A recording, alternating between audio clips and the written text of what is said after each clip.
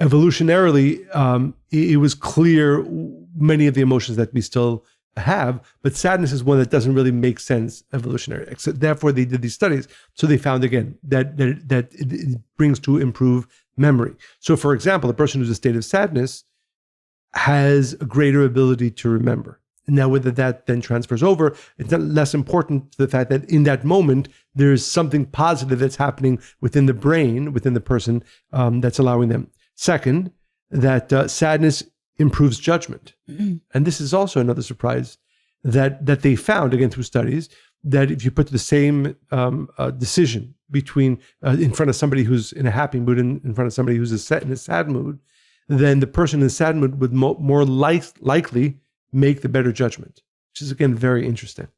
Which is probably why often in life, before we're about to make important decisions, there's some level of sadness that comes in, probably on some level also to improve our judgment and the decisions that we're going to make moving forward. Interestingly, I can tell you that's absolutely true, because really? I've done that as well. I think for me, if I'm in a state of sadness and I need to decide something, it's like again, that emotion, I always just assumed it was me, but I guess with what you're sharing right now, it's probably more universal. It's like, I'm in such a raw state. Like I'm so just that I can see so clearly, and none of that other noise matters. So I'm less influenced by like, oh, it's shiny, or, oh, that, like, it's just like, it's very, very clear about what is true and what's not true.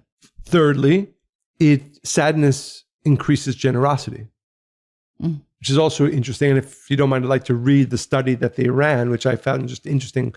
But I think also that's we true can too. learn I from can it. tell you've done all Oh, really? these things. Tell me.